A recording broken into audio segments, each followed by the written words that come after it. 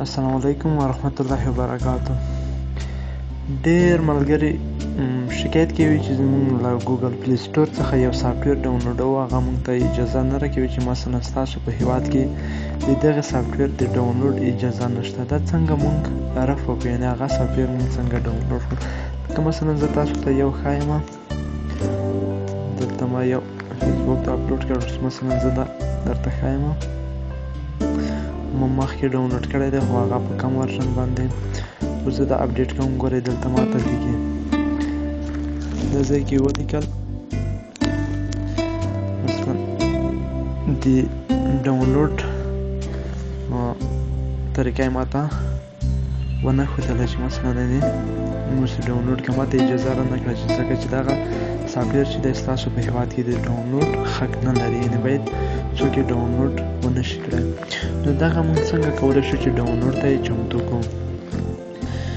نو راځو په لومړي قدم کې دلته موږ VPN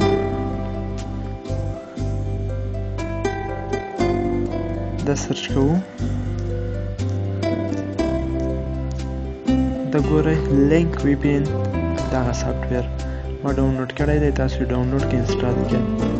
زه اوس طریقه درته ښایم، دغه سافټویر زه درته ډاونلوډوم.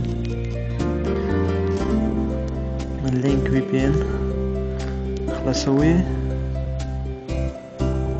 انتظار وسو چې خلاص شي.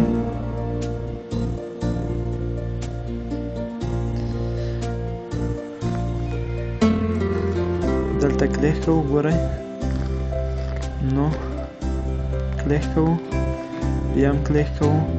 اوس انتظار باسو چې پاس موبایل خانه دلته ګورئ د یو کلی یا کونجۍ نشان راغی. اوس زموږ VPN کنیکټ شو. اوس راځو د موبایل سیټینګ ته. موبایل سیټینګ ته چې کله راغلو پیدا کوو اپلیکیشن منیجر یا APP منیجر. دا مو چې کله پیدا کړل د ځینې موبایلو کې قسم قسم نومونه لري، هغه نومونه تاسو بیا خپل د نشان څخه وپېژنئ. دلته راځو ګوګل پلی سټور باندې کلیک کوو، دلته کلیک کوو اوکې. یو لحظه انتظار باسو دغه ځای ښکاره شي دغه لیکل.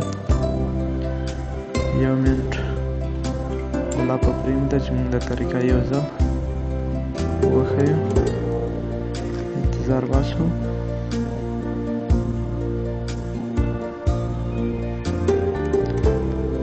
تر څو پورې چې دغه دی ځای تور شو یا خلاص شو، کلیک کوو اوکې.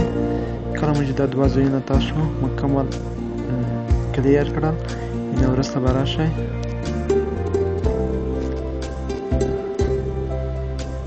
پلی سټور ته پلی سټور به خلاص کړئ. دلته یو څو پوښتنې کوي، هغه به ځواب ورکړئ.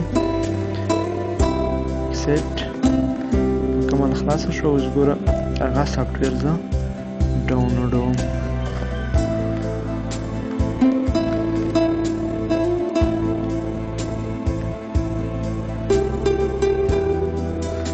اوکې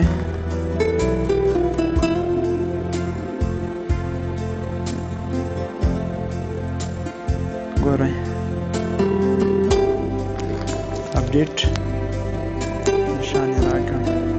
او که چېرته تاسو مکمل کړی وي نو تاسو ته بیا یوازې د انسټال، ما مخکې یو ځل دا انسټال کړی و، اوس نوی ورژن راغلی دی، اپډیټ یې غوښتلو. همداسې قسم نور هر څومره سافټویر چې وي هغه کولی شي تاسو په خپل هېواد کې په دې طریقه هغه ډاونلوډ کړئ. اکثره کوم داسې ښایسته پروګرامونه، ګیمونه یا نور سافټویر اپلیکیشنې موجودې وي، هغه اکثره زموږ په هېوادو کې ځینې هېوادو کې بند شوي، لکه افغانستان کې ځینې بند شوي، پاکستان کې، هغه په دې طریقه تاسو ډاونلوډ ته چمتو کولی شئ. نو رسولیار افغان صفحه هم د سمت رسولیار ID هم در سره اډ کړئ. مننه.